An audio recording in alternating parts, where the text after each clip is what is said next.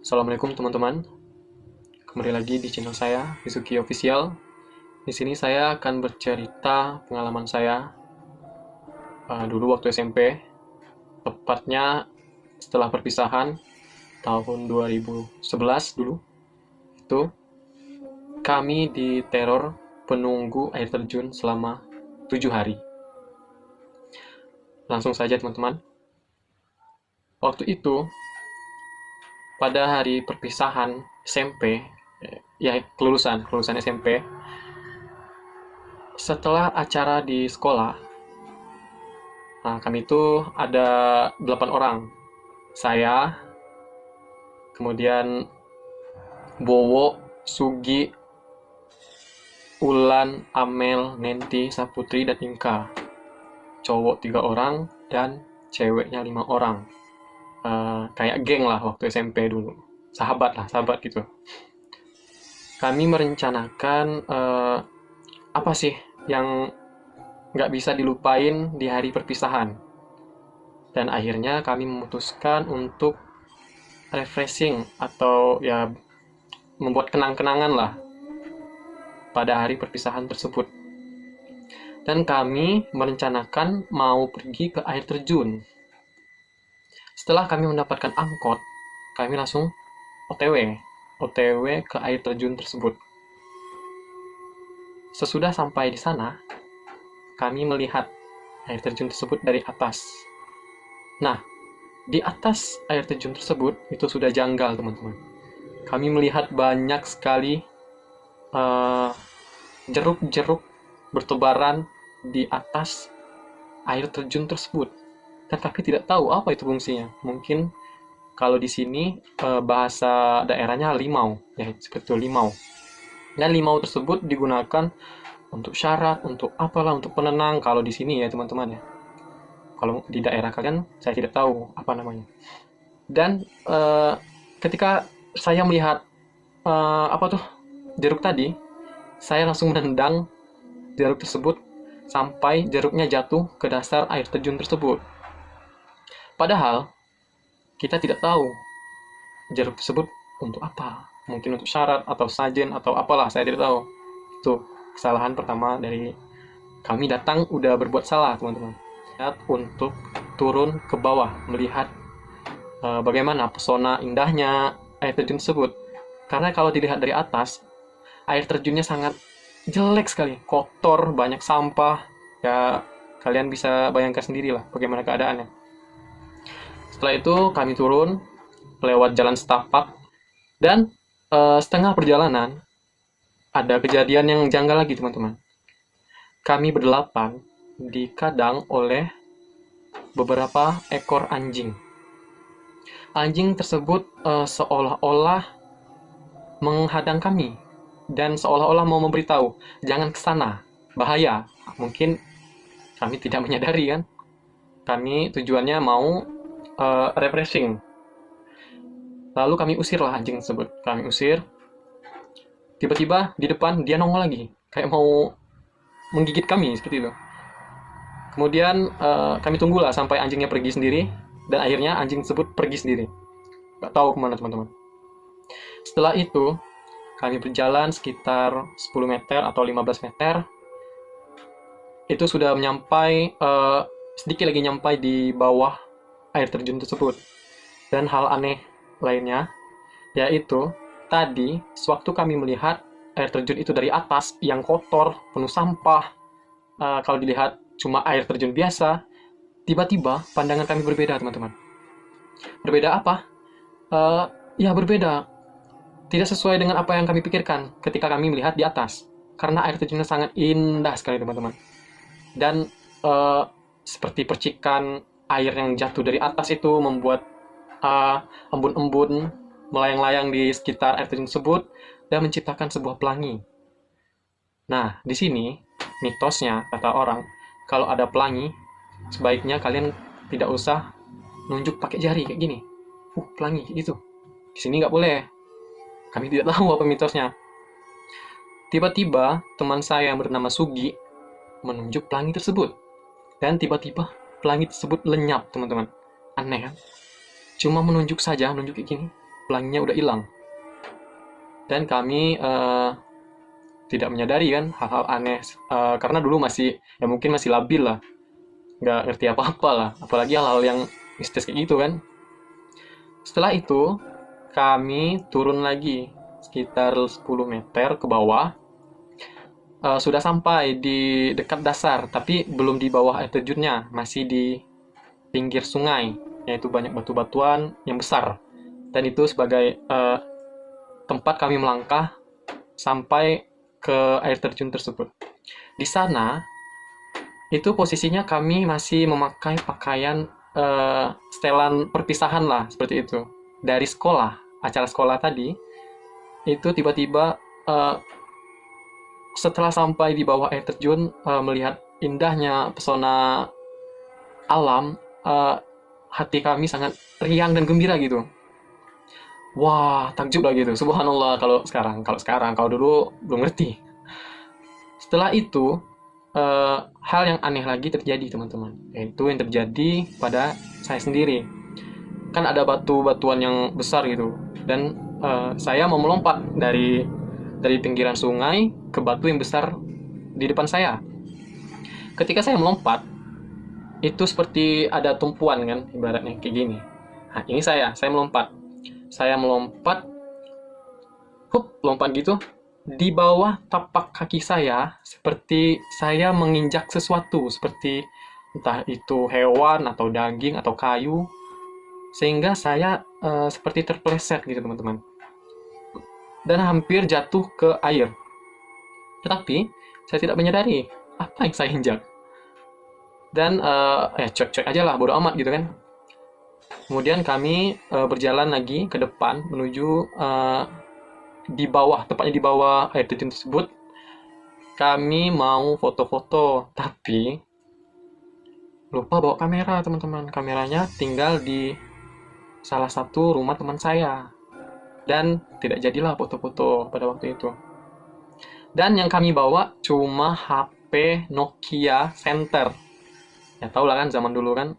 Kalau udah punya HP Nokia Center itu ya wah gitu kalau di sekolah kan. Zaman dulu nggak kayak sekarang. Kalau sekarang anak SMP udah megang Android semua. Udah lengkap fitur-fitur dari HP-nya. Kalau kami zaman dahulu itu punya Nokia Center aja udah bahagia. Dan hiburan kami dulu bukan YouTube, bukan apa. Ya itu cuma dengar radio, udah gitu aja. Nah, itu yang kami bawa dulu. Sama baju di badan dan tas.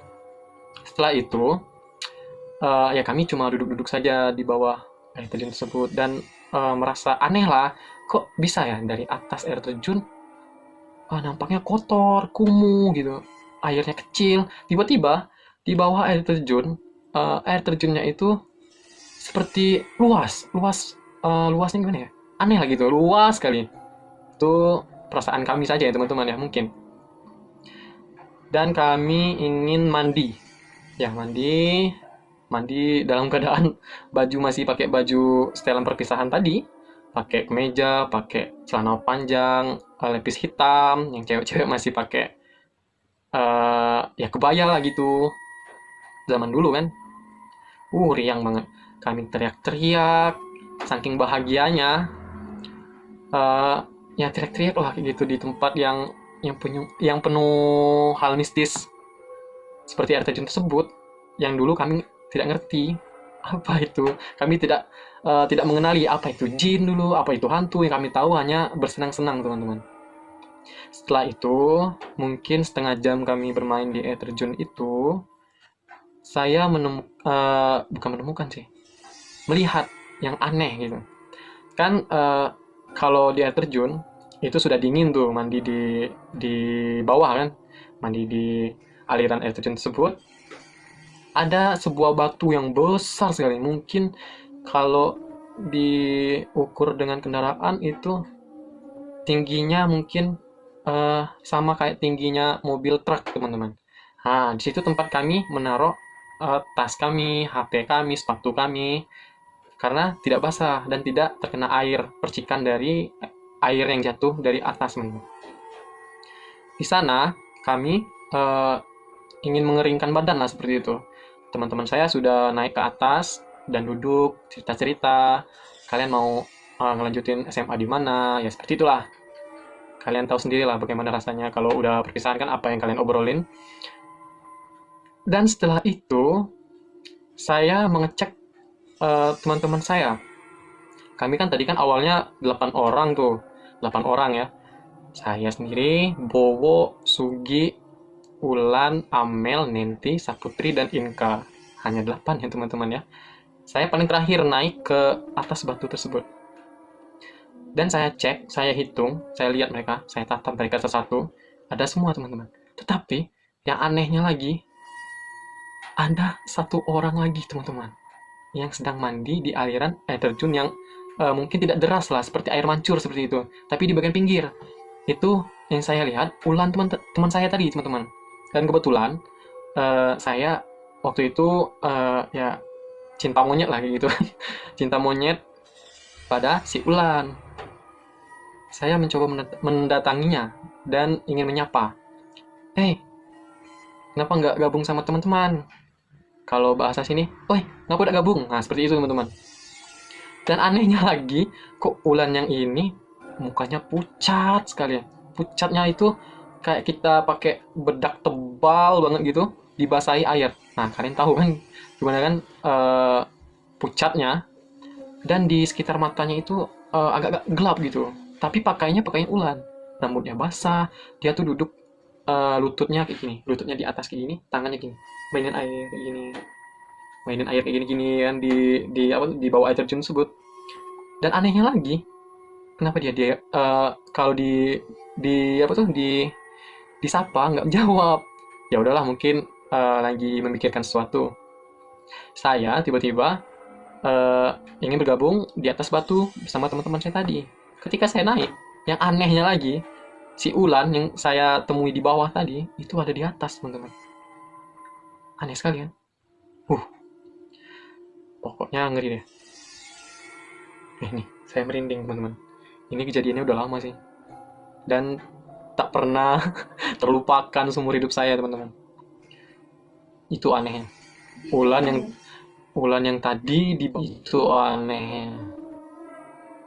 Ulan yang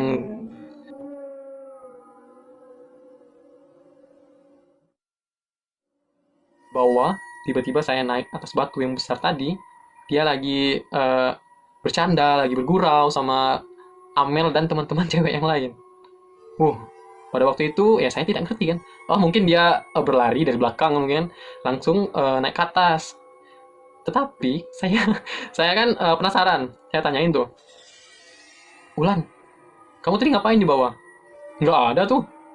Dia bilangnya gitu. Dia nggak ke bawah katanya. Terus yang saya lihat siapa? Dan saya aneh sendiri teman-teman. Ah ya udahlah bodo amat. Yang penting kita happy happy waktu itu. Ah seperti itu teman-teman. Setelah itu mungkin 2 jam lah. 2 jam kami di air terjun sudah puas. Ya puas dengan bersenang-senang main air, teriak-teriak lah. Kami mau pulang karena udah kedinginan. Setelah itu kami naik lagi ke atas mau menuju jalan kan dan mau cari angkot lagi teman-teman. Di atas sampailah di tempat pembilasan mungkin ya pembilasan. Kami membilas badan, terus mencuci kaki, pakai sepatu lagi, dan keadaan kami masih memakai pakaian yang basah kuyup teman-teman. Cuma rambut aja yang sudah dikeringkan oleh anduk. Nggak mungkin kan kami pulang dengan keadaan telanjang dada pakai anduk kan nggak mungkin kan. Jadi pakai baju yang tadi. Setelah itu pada zaman dulu itu HP kami kan cuma Nokia senter layar kuning. Tiba-tiba ada suatu lagu yang tiba-tiba hidup, kami tidak tahu HP siapa. Lagunya ini, kalau nggak salah Utopia, ya Utopia, yang lagunya gini. Kau kan selalu ku rasa hadirmu antara ada dan tiada. Dan kami kaget. Dan kami spontan menjawab gini, saling curiga kan. Kalau bahasa sini, angkatlah siapa itu, angkatlah telepon dari siapa itu kan. Kami cek, ternyata HP kami waktu itu belum canggih teman-teman, masih memakai HP ya Nokia Center tadi, layar kuning, belum ada MP3. ya paling canggih-canggih dengan radio waktu itu. Terus kami terdiam melihat satu sama lain kayak gini. Habis ya, kami cek dan nggak ada panggilan satupun teman-teman di sana. Tuh, merinding teman-teman. Bentar, kok ada suara yang ketawa teman-teman anjir. Udah lanjut aja lah, nggak usah dibeliin. Dan kami aneh teman-teman. Ya, aneh kok bisa? Dan kami berpikir positif lah. Kami berpikir positif, mungkin itu cuma radio orang yang berbunyi di dekat air terjun tersebut. Ya udahlah, kami pulang. Singkat cerita, kami pulang ke rumah masing-masing. Dan di rumah, niatnya saya membilas badan, mandi lagi lah seperti itu. Mungkin kotor kan air di air terjun. Kita tidak tahu pasir atau apalah gitu. Saya mandi lagi. Dan saya merasakan hal yang aneh lagi teman-teman. Saya tidak berani pergi ke kamar mandi. Dan itu pengalaman pertama saya tidak berani ke kamar mandi saya sendiri. Selama dari lahir sampai tamat SMP, baru kali itu saya tidak berani mandi di kamar mandi sendiri. Serasa ada yang memperhatikan dari belakang, kayak ada orang di sebelah gitu. Dan apa tuh? Bukan hanya di kamar mandi, mau ke WC pun berak teman-teman, berak aja nggak berani. Kayak ada orang di depan pintu WC gitu, ganti pakaian seperti hawa-hawanya aneh gitu di belakang, kayak ada sesuatu apa ini. Terus ya udahlah, bodo amat, nggak tahu kan apa itu. Setelah itu besoknya saya tiba-tiba, kalau zaman dulu itu masih SMS teman-teman ya, nggak ada WA, nggak ada apalah DM, nggak ada dulu. Palingan itu paling canggih ya Facebook lah zaman dulu kan, tapi Facebook nggak aktif juga zaman dulu. Kalau mau chat Facebook itu harus dari warnet teman-teman, itu susahnya zaman dulu ya. Syukurlah kalian hidup zaman sekarang. Nah, ada SMS dari Amel, teman saya Amel. Yuk kumpul ke rumah, ada yang mau dibahas. Oh jadi kebetulan saya mau menceritakan pengalaman aneh yang terjadi di rumah saya. Nah, setelah itu, singkat cerita, kami berkumpul di rumah Amel. Saya datang, mungkin sudah ada 5 orang di sana. Yang terakhir datang itu Ulan, teman-teman. Dan pada hari itu, saya baru melihat si Ulan itu mukanya pucat sekali, teman-teman. Pucat, kayak kertas lah mungkin. Kalau digambarkan, pucat kayak kertas gitu. Putih sekali. Berjalan melamun. Dan tiba-tiba si Amel membuka pembicaraan. Dia bilang, ada yang aneh nggak katanya? Aneh apaan? Ya aneh katanya. Soalnya, setelah saya balik dari air terjun kemarin, saya merasakan ada yang aneh gitu. Karena si Amel ini paling tua dari kami kan, mungkin pengalamannya tentang hal mistis sudah pernah dialami lah. Sedangkan saya yang tidak tahu apa-apa, awam sekali dengan makhluk-makhluk seperti itu, tidak pernah merasakan hal seperti itu. Tiba-tiba pas kemarinnya aneh, suasana rumah aneh, ya saya spontan bercerita juga teman-teman. Saya juga aneh, nggak berani kamar mandi lah, nggak berani ke WC, nggak berani makan, nggak berani tidur sendiri. Dan semua cerita dari teman-teman saya tadi yang berdelapan, berdelapan, enggak deh, si Ulan nggak cerita teman-teman. Cuma kami bertujuh yang merasakan hal aneh tersebut. Dan kami bingung, kok aneh? Ulan nggak ngerasain yang aneh kan? Setelah itu, kami terdiam teman-teman. Curiga lah, kenapa si Ulan tidak merasa aneh, ada kejadian yang janggal di rumahnya. Semenit setelah kami terdiam, si Ulan tertawa teman. Tertawanya ya udah aneh lah. Biasanya tertawa kan kalau kita manusia biasa kan, yang nggak dipengaruhi sama makhluk halus atau jin, itu kan tertawanya ya lepas lah gitu. Kalau dia tertawa itu melamun, melihat lantai kayak gini, kayak gitu teman-teman. Dia tertawa dan kami spontan merinding dan takut. Karena lagi parno-parnonya ya teman-temannya, lagi parno-parno di rumah, merasa aneh, tiba-tiba kumpul si Ulan tertawa kayak gitu. Mungkin kayak suara cewek ya, ya kayak gitulah. Nggak tahu saya contohnya gimana. Seperti itu, tiba-tiba dia bilang, ya saya tidak tahu, lupa lah, lupa. Udah lama soalnya teman-teman, lupa. Ada yang dia bilangin, katanya kami telah melakukan kesalahan. Tidak tahu kesalahan kami apa waktu itu. Itulah sifat buruk dari manusia, tidak tahu kesalahannya apa ya teman-teman ya. Maklumi saja ya. Kalian telah salah katanya. Kalian telah menghilangkan pelangi saya sehingga anak saya menangis dan kalian menginjak tangan anak saya di atas batu. Kemudian kalian teriak-teriak di rumah saya katanya. Katanya si penunggu tersebut. Eh, Kami bingung. Apa sih? Ngawur ini, nggak mungkin lah. Mana mungkin dia mempunyai pelangi. Tetapi setelah kami ingat-ingat, si Sugi itu menuju pelangi, tiba-tiba hilang teman-teman. Terus saya melompat ke batu, itu seperti menginjak sesuatu. Dan ternyata ada sangkut pautnya juga teman-teman. Saya mungkin menginjak kaki atau tangan dari anak jin tersebut. Dan setelah itu kami berteriak. Saking riangnya, saking gembiranya perpisahan waktu itu, teriak-teriak di air terjun teman-teman. Ya mungkin itulah kesalahan kami ya. Tiba-tiba si jin ini mengancam. Dia mengancam, kalau kalian tidak minta maaf, kalian tidak menuruti kehendakku, raga ini, badan Ulan tadi, akan saya ambil. Spontan kami takut, merasa terancam. Kami takut, kami turuti saja kehendak dari makhluk tersebut. Kalian tidak boleh mengadu sama orang tua kalian masing-masing tentang masalah ini. Pokoknya cuma kalian yang tahu. Itu teman-teman.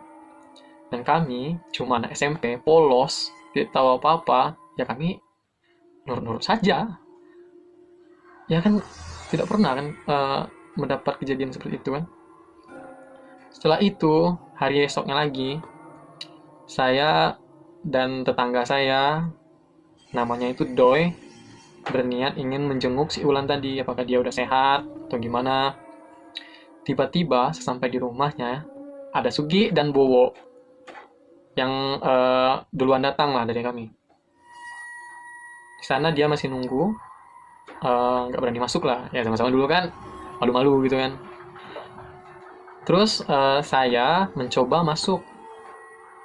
Tiba-tiba si Ulan itu dari dapur lagi masak, berlari ke depan kayak orang kerasukan teman-teman. Kerasukan, berlari ke depan, nutup pintunya dengan sebelah tangan. Nah itu tangan kiri teman-teman. Gak boleh masuk kalian, keluar katanya. Apalagi kamu Rizky. Saya diutamakan tidak boleh masuk sama si Ulan ini. Dan hebatnya lagi, si Ulan itu pakai tangan kirinya sendirian, dan kami menahan pintu tersebut 3 orang, saya, Doi, dan Sugi. Bowo lagi SMS-an tuh di motor, kubrak gitu teman-teman. Ngeri sekali teman. Dan di situ saya baru percaya kalau orang surupan itu memang benar-benar ada teman-teman. Setelah itu saya tidak berani masuk ke rumahnya Ulan, nanti takutnya dia diambil oleh penunggu tersebut. Akhirnya kami pulang teman-teman. Setelah itu hari esoknya lagi kami kumpul di rumahnya Nenti, kecuali si Ulan, karena Ulan mungkin aneh lah bagi kami. Gak usah diajak dulu deh, mending dia istirahat di rumah. Kalau dia istirahat di rumah mungkin dia sehat atau baikan gitu.